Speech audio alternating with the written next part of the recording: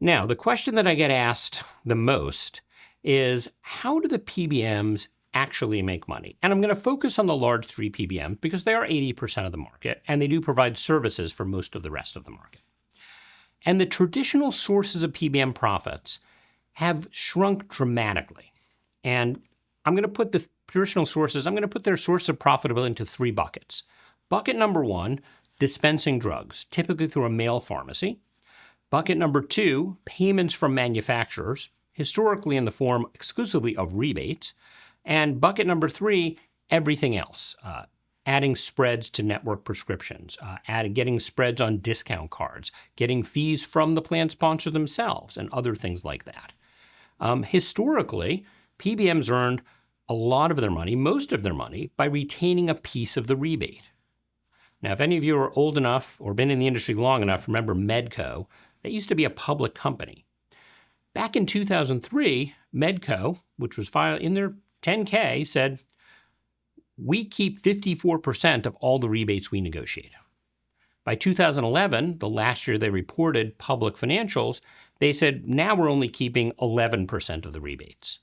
Now, the total value of rebates had grown, but they were keeping less because the plan sponsors were increasingly saying, that's actually our money.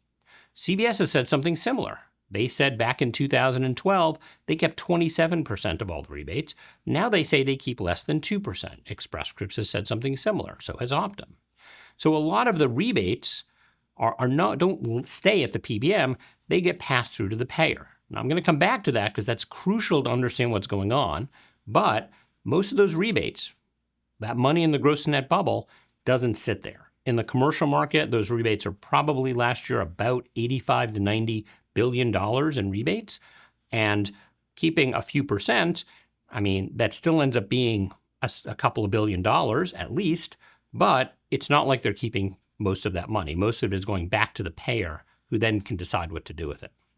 The second piece that used to be very profitable was the dispensing of generic drugs by mail. Because remember, from the early 2000s till about 2014, 2015, we had a massive generic wave. Massive number of primary care blockbusters went generic.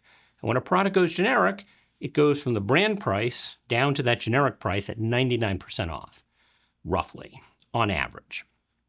And along the way, there's a lot of money to be made by both retail and mail pharmacies. So there was a big tailwind for PBM profitability. Now we're in a world of basically 90 plateauing generic dispensing rate, about 90%. It actually dropped a little last year because of the GLP-1s. So the PBMs are kind of happy to let the retail pharmacies take over dispensing low-cost, deflating generics. And they've pretty much gotten out of the business. It's really not part of their core business model anymore. In fact, 90-day prescriptions are almost more likely to be dispensed at retail, where roughly 30% of equivalent prescriptions at a chain store are 90-day prescriptions, which equates to about half of all actual physical prescriptions in a retail store are 90-day prescriptions. Another reason retail is not doing so well. People don't come to the store as much. So where have they been growing their profits? Well, number one has been the growth of admin fees, which are that 3 to 5%. And even though a portion of those still get passed through to the plan sponsors, some of it still stays with the PBM.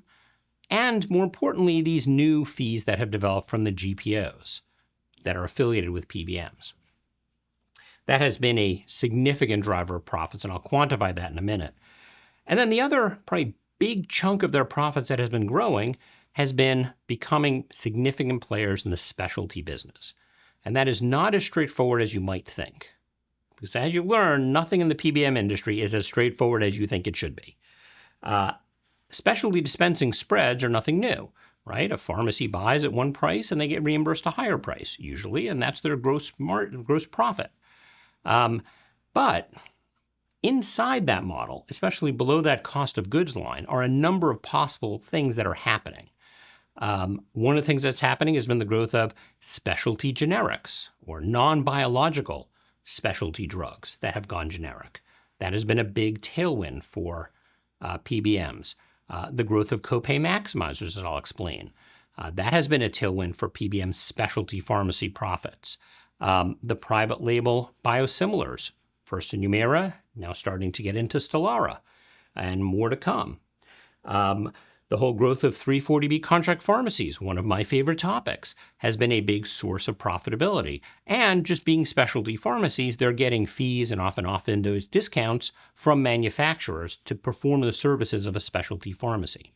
So the PBM essentially has shifted their business model to getting paid in ways that may not be apparent to the plan sponsor and which the plan sponsor may not mind.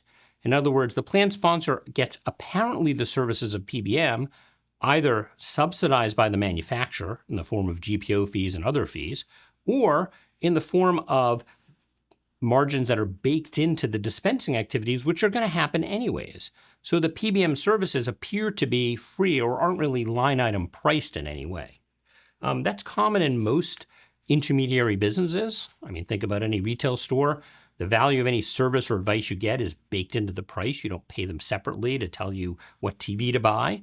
But it's an example of why it's kind of hard to change the system, because these are not necessarily apparent to the plan sponsors. In fact, many plan sponsors that I speak to aren't fully aware of some of the things that I'm about to run through unpacking these numbers. So let's start with the newer sources of profit.